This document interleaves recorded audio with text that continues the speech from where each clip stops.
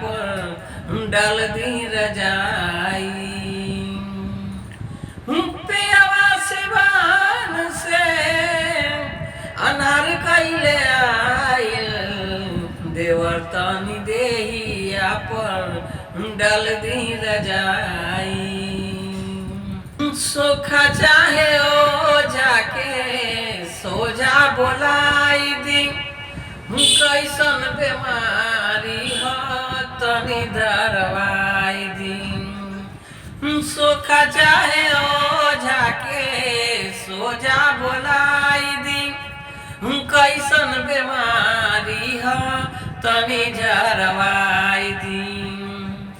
हमके अकेले